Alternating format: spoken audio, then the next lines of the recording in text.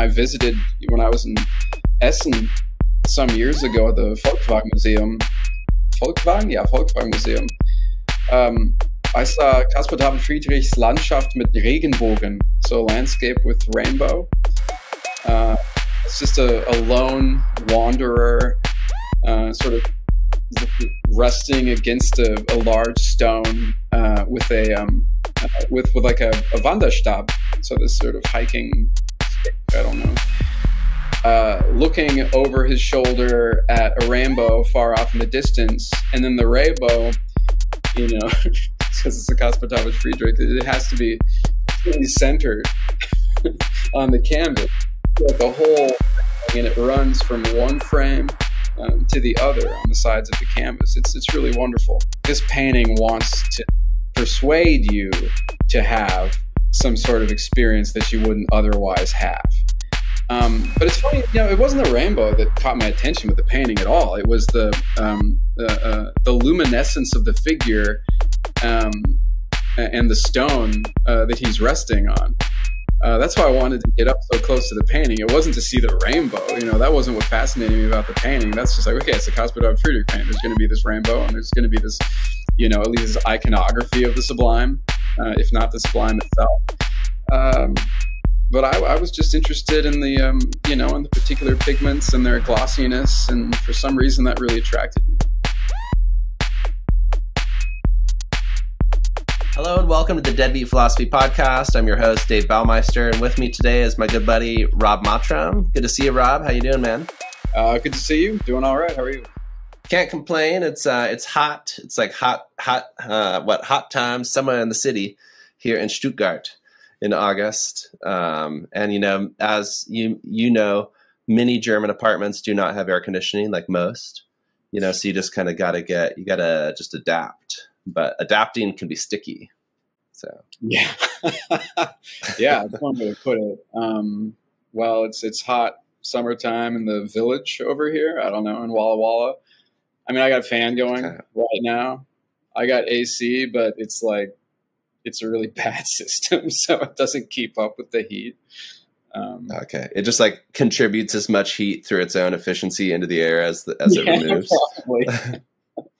Are you living in like a golden era of your life, or are you in like the Iron Age? You're in like a decline, you know, like the Homeric myth, the golden and the bronze, like the different metals get progressively impure. I'm in an alchemical age. I think the metals are just getting better all the time, as far as I can tell. For myself personally, as it, you know, regarding academia and my job. You can say years since we've been at the University of Oregon. I finished in 2015. That's a decade ago. Mm-hmm. So it's been enough time where you can call them the good old days if you want. Back then I had to think about if I can afford this sandwich that I'm hoping to eat on any given day. So that has changed. That's been nice. So are you telling me that now if you see a sandwich and you want it, you can just buy it? You don't even have to think twice. Like that's like the logic doesn't go further than that. I just get the sandwich. That's what I do. If I'm out and if I want a sandwich, you just get it. Have you ever heard of Warren Zevon? Oh yeah, Werewolves of London. There you go. So I won't sing it right now, but I do frequently sing that song. So you give a little. Get a little one of those. Werewolves of London. Yeah. So he was on David Letterman after he was diagnosed with some god awful affliction, some cancer that was, you know, it was going to be his end in a couple months. And on his last appearance on David Letterman's show, he said, you know, Letterman asked him how he felt about all of this. I mean, it's just a terrible thing.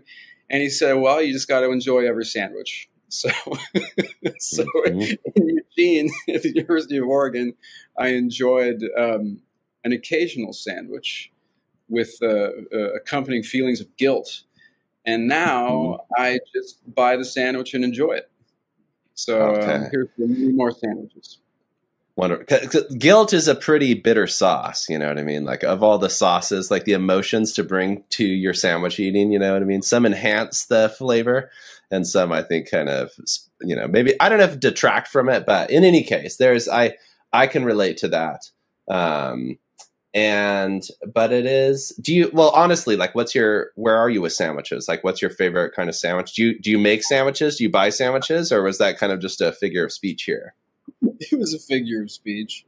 It's how I always applied my time as a graduate student. I don't know why I chose sandwich, but there must have been some time when I was looking at the sandwich, I was wondering if I should afford it. But any object would be my proverbial sandwich at that point.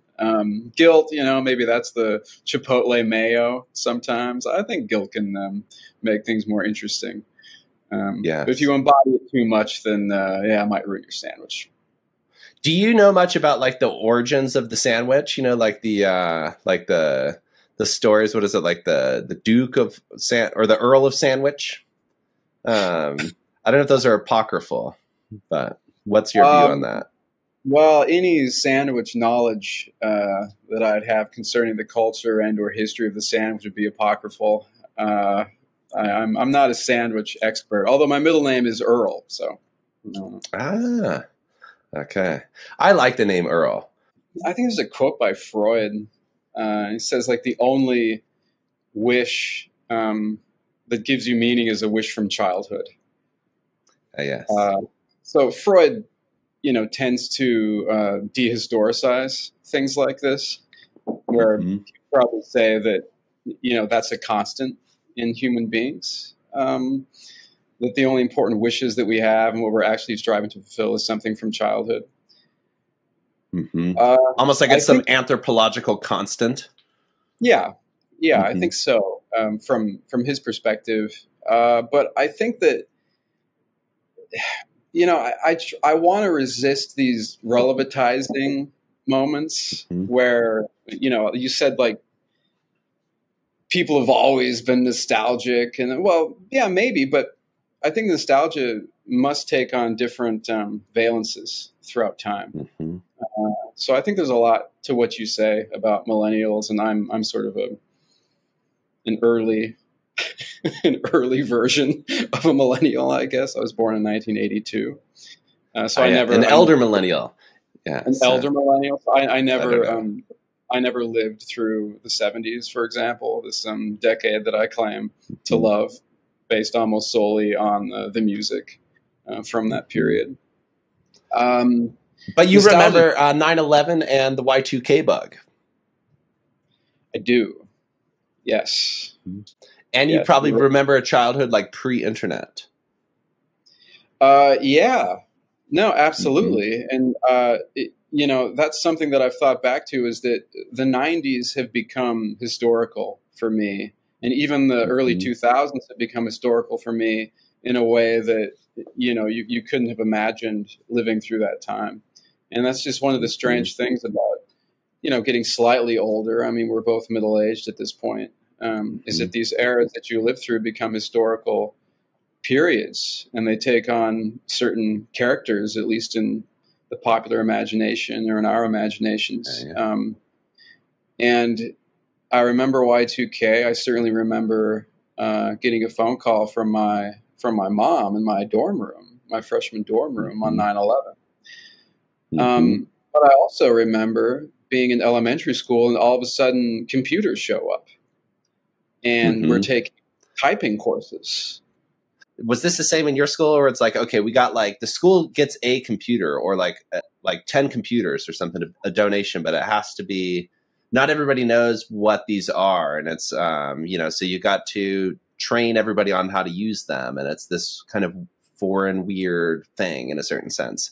I don't know if that was your experience of the introduction of computers, or if you would describe it more positively. It was pretty positive for me. I turned out to be able to type pretty well.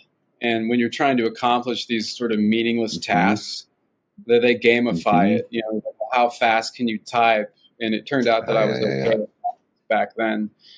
So that was fun for me. And I remember there being a sort of a scarcity of computers. So only certain classrooms in the elementary school would get a classroom computer.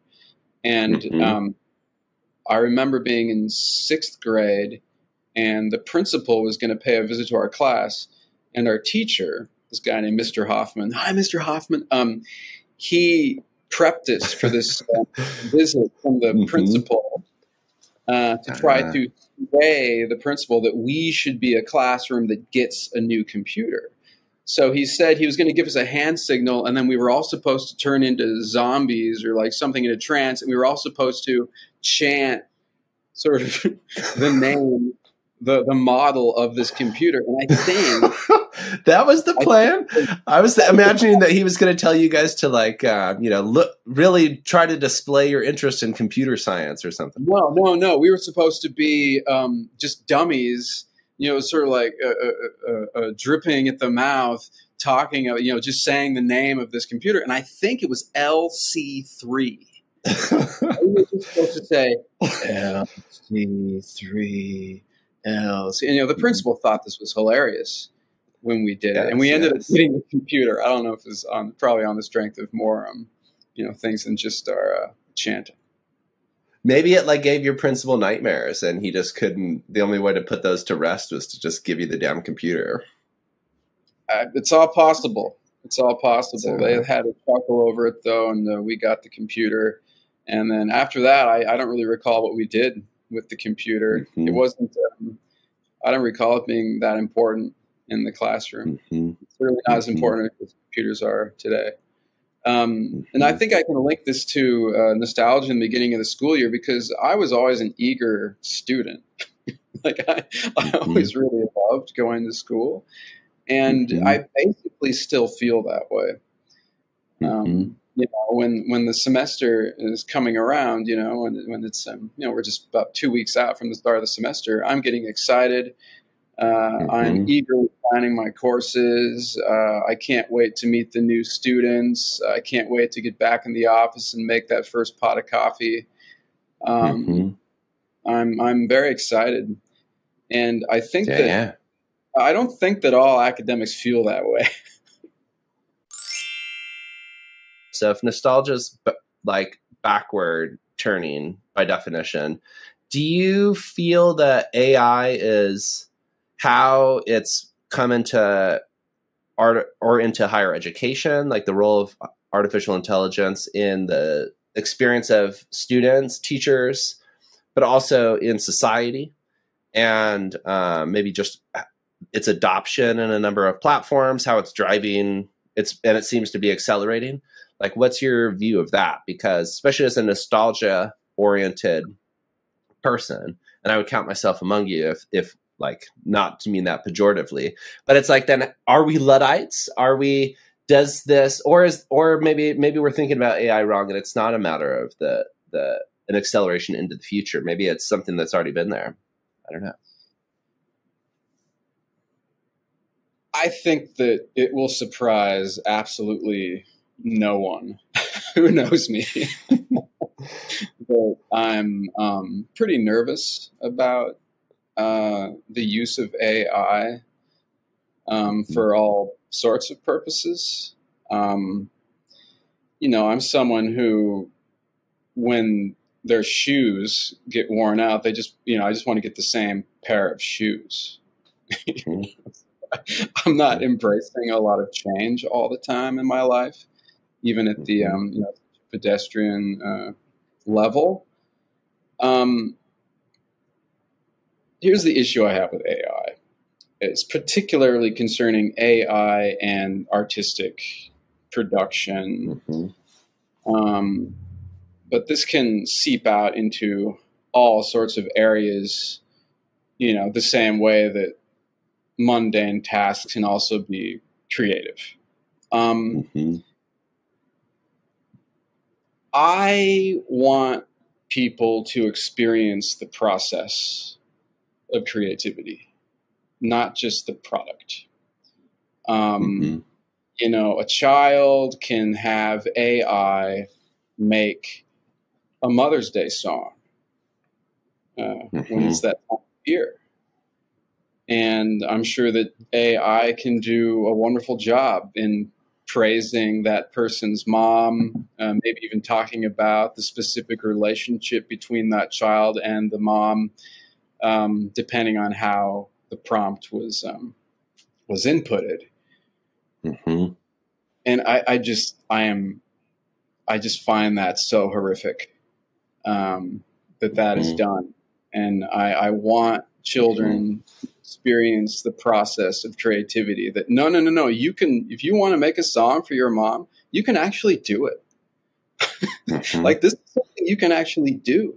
You can actually come up with clever lyrics, and you can actually say something meaningful about the relationship between yourself and your mom, whoever it is that you're, bestowing this honor upon.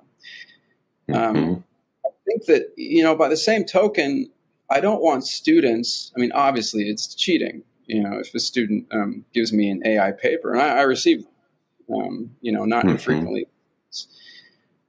I want them to know what they can do. I assign a paper because I want the student to know what it means to work through a concept, what it means to work through a difficult question, and what it means to explore the richness of a given text, work, etc. And I think that if you just have the product of that and you call it knowledge, to me, it's like commodity fetishism. It's like we're no longer worried about the process that went into make whatever object we're talking about. We're merely concerned that the object now exists. And we can forget. And then we have this phantasmatic relationship among seemingly pre-existing objects as opposed to the beings who made that object and the material that goes into that process. Yeah, and it seems it just like removes the human element in a certain sense. Like if you're kind of just pressing a button and then this thing pops out.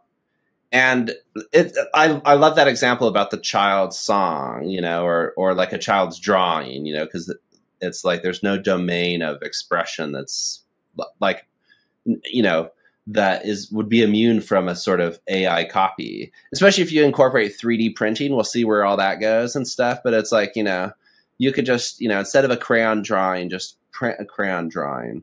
And there it's just the heart is gone, like the child's own body is gone. It also seems like that's maybe part of what's problematic about it, is like in learning something, you do it yourself with your body and with your, whether you're typing or speaking or thinking, you're like communicating and, you're sitting and reading and you're involved in all that. And there's, maybe you can call that work, or you can call it like transformation, or just like somehow you're developing, and then a student does something, and it might not be, if they write it themselves, it's not like, it's like, how do you even evaluate it? But they did something and they did it themselves. And that seems to be the most important part, especially with, if like your child gives you a song and it sounds horrible, but that they wrote it, it won't sound horrible. It'll sound excellent. And that'll be part of the endearingness and the love of the song. So to have that removed is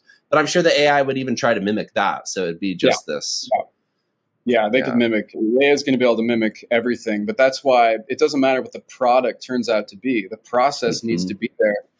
And I'm horrified by the idea that, I was visiting my grandparents in Montana, and they're very old, and they don't drive anymore. But when they did drive, they had this big RV, this fifth wheel, and they kept a childhood drawing of mine in that fifth wheel for decades and decades. It's just of a little dog, just of a golden retriever, and I can't draw.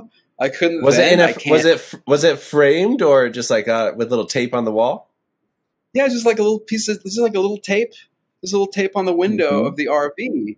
And, I think that, you could ask AI to make a shitty little drawing of a golden retriever and then print it out, and you can tape it somewhere. And I'm horrified by the idea that someone would think that was meaningful enough to keep it up at all.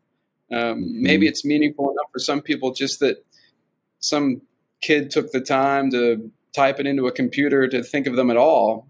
But I would hope that doesn't have as much meaning. But that's a wager, There's no guarantee that wouldn't become something that's meaningful in some sense to a lot of folks. But I'm hoping that it doesn't actually. Nick Cave talks about this. people were sending him. He's got this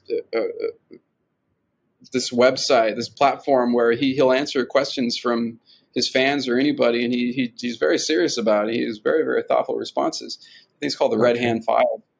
And he was saying that he would get fans that would send him AI songs in the style of himself. So they would send him Nick Cave songs that AI had created. And he's like, some of them are pretty good. I mean, AI it does a great job at all sorts of mimicry. And there's no question that mimicry just plays a huge role in artistic production. So AI is wonderful. It's like maybe you could just argue that's like the majority when it comes especially to like popular works or things. There's always like repetition and borrowing and stealing and so you want to boil down, well, what does a Nick Cave song sound like? Well, AI is going to have a certain number of really good answers to that question, and it's going to spit out something that's pretty good.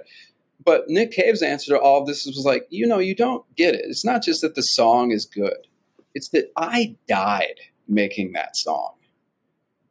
He goes right to the question of process. It's like, no. When I was making that song, I died to myself. There's just something very profound that happens when you do a creative, when you perform a creative act. And I don't want to outsource that to a computer. Yeah.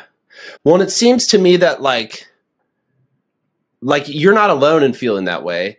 In that, I think like many people, there's like a demand for authenticity when it comes to a certain level of cultural artifacts, and maybe like music, but certain kinds of music, you know what I mean? And like literature, it's like AI written novels, I'm sure have been published and certainly are being published, but like, people not writing them themselves, but that's like a genre whereby at the least for now that a human author having written the words seems to be still essential to the whole idea and concept of it. But maybe there are domains where we demand that. And it's like, you go to a live concert and see live music with people actually performing. And increasingly in our AI age, and this is also just a matter of digital, it's like first we were on screens and already basically as a society just like mediated through that, accelerated in COVID. And then with like now vertical video and stuff where it's just like the majority of people increasingly on the planet, like I'm just throwing out statistics here, but certainly in like the industrialized world, but just the rise of this exponentially, that has shaped our attitude to so many things. And in that now AI emerges and just like, especially if it can just mimic anything visually. So against that backdrop, going to see an actual human, not a hologram. Like there's the ABBA hologram show. Have you seen this? Like that toured through here. I would love to see that because I love ABBA, but that is, but it's not an AI like real life simulation. It just repeats like a concert basically that was already recorded. So somehow that seems even more human and direct than an AI reproduction would. But the power of that live experience. But here's my other thought with it. It's like we demand that.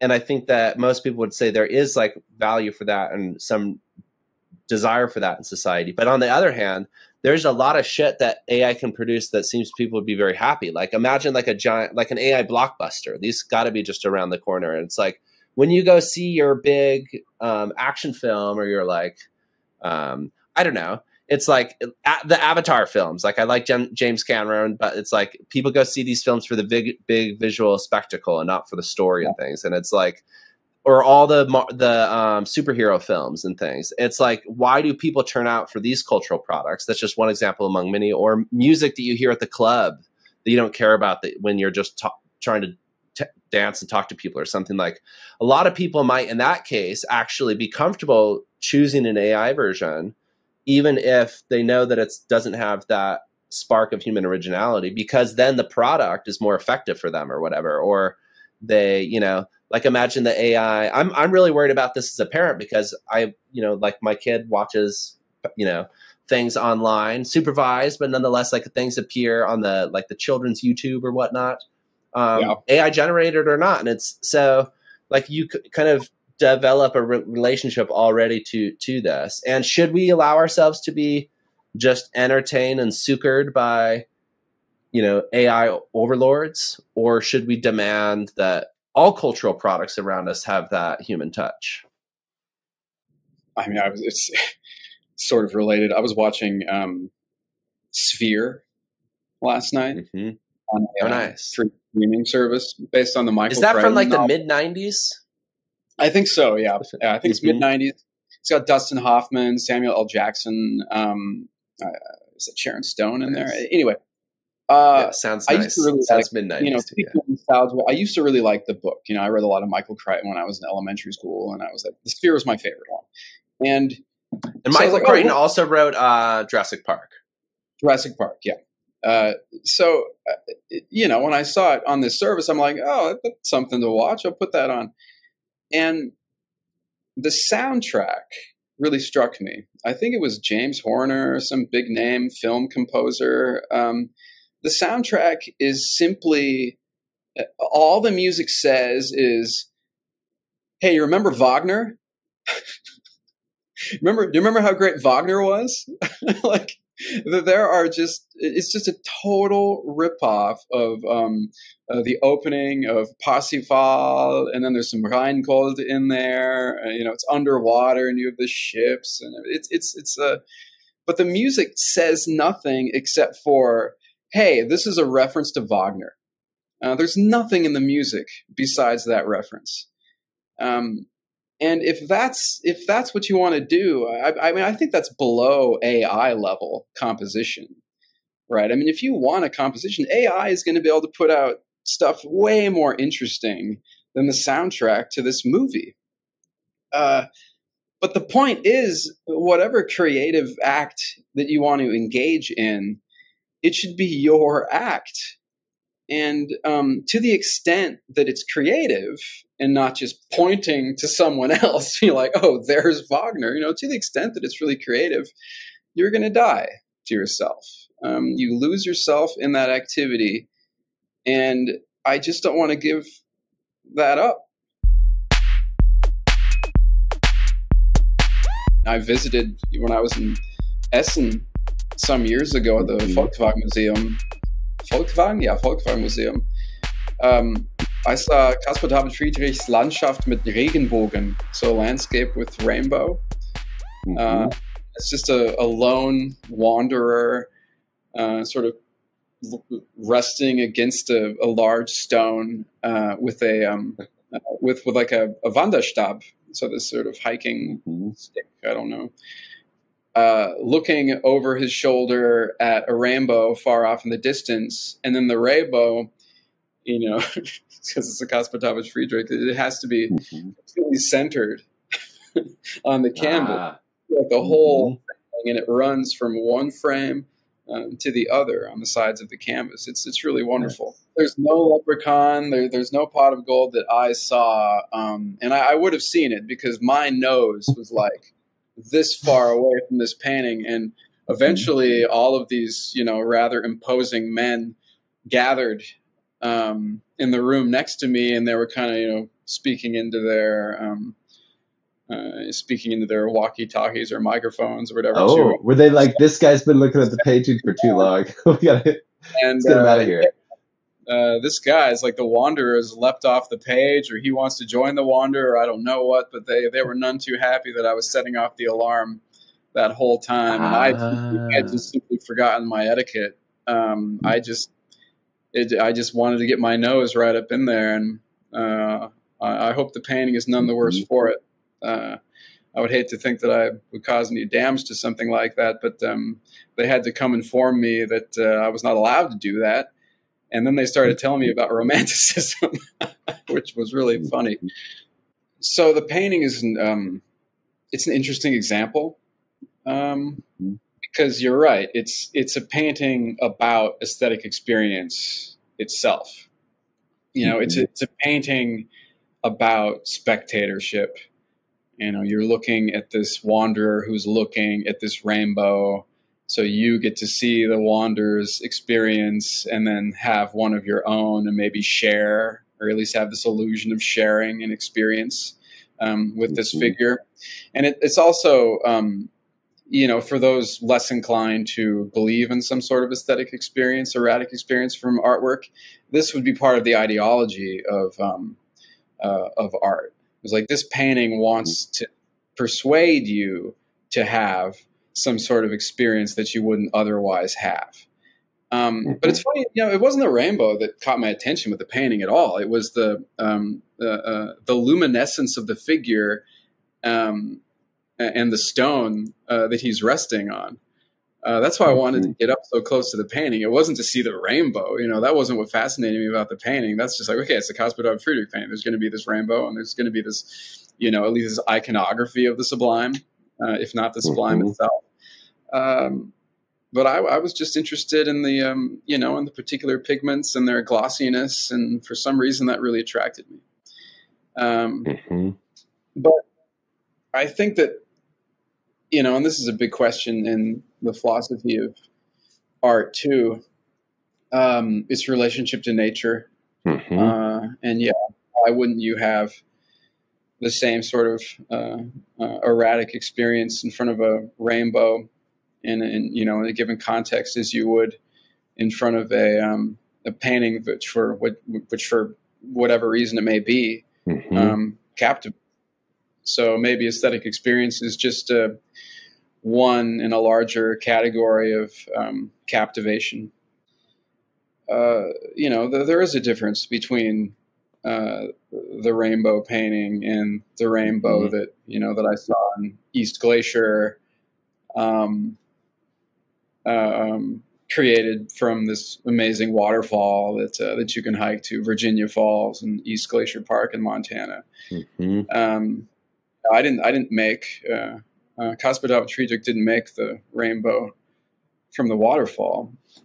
So I'm just going to go back to the importance of production for the person producing it. I mean, that's a difference. It may not be my experience of it, but it's a difference in the phenomenon themselves. You know, and then when you see a natural wonder like that, it makes you think of artworks too. You know, there's this interpenetration of art and nature and those experiences. I mean, when I saw that rainbow being produced by the spray coming off this wonderful, this huge waterfall, this powerful thing, it made me think of that first part of Faust Part 2. Goethe's Faust Part 2. The Return of Faust. No, that's right. Faust 2, The Return of Faust. The soundtrack is great. It just says, "Remember how great Wagner was?" It's a crazy soundtrack. And you know, there's some famous lines where he likens the world of appearances, you know, the world that we live in, as a rainbow from in exactly that encounter from a waterfall. Am farbigen Abplatz haben wir das Leben is the concluding verse there. It's like we have our life here from this glare, this glance, this reflection. Abglanz, ein farbiger Abglanz. Yeah. Am farbigen Abglanz haben wir das Leben. Okay, that's the verse. I'm picturing that.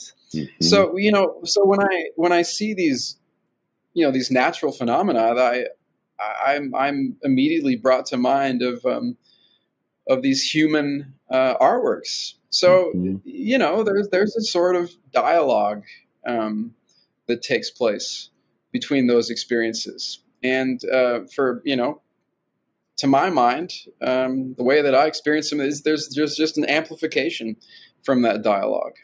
It's a hall of mirrors, and the laser is going back and forth, and it's getting more and more intense. Yes. And do you see your role as kind of stepping into the laser, like the intersection of the lasers? I'm stepping in front of a laser. I'm being completely burned through, to be incinerated. That is my role. when I'm out in the world of art and nature. Very good. Wonderful. Well, that's maybe like a perfect place to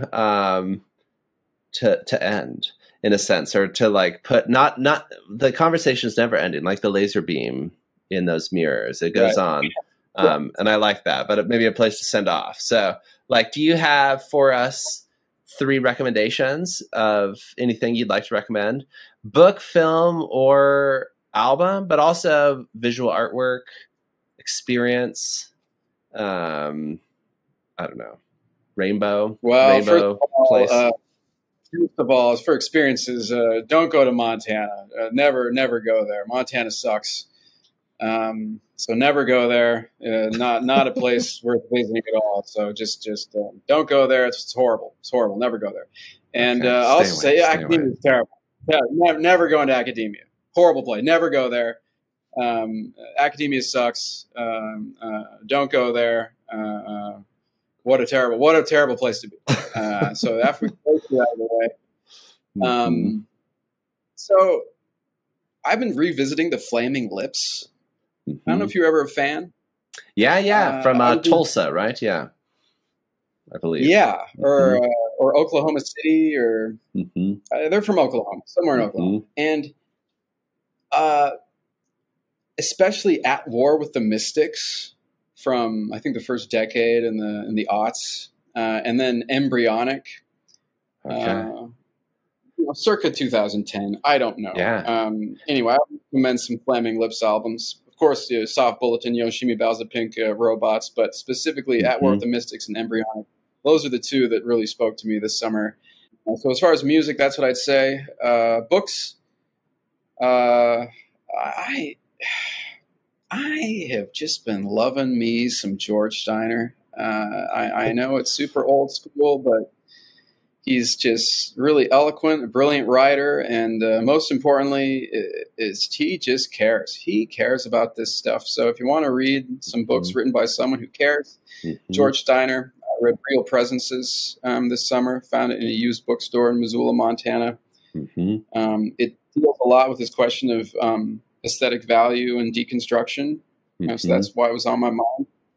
So yeah, book, George Steiner, Real Presences, music, At War with the Mystics, and Embryonic from the Flaming Lips. I don't think I have anything else to recommend. Very good. And the Deadbeat Philosophy podcast. There we go. How about that? That's a podcast you'd recommend? Very good. Yeah, but not this episode. Yeah, skip this one. No, not this one. Don't listen to this one. All right. Thanks for being here, Rob. We'll see you soon. And everybody else, we'll see you for the next episode of the Deadbeat Philosophy podcast. Thanks for tuning in. Adios, auf Wiedersehen, and goodbye. Do you cut it? Are you going to cut it right Au revoir. Or maybe before? Maybe before. The Deadbeat Philosophy podcast is a co-production of Deadbeat Media and the Museum Hegelhaus Stuttgart. For more Deadbeat content and to chip in to keep the channel going, check us out at deadbeatphilosophy.substack.com. For more about the Museum Hegelhaus, check out hegelhaus.de. That's HEGEL-HAUS.de.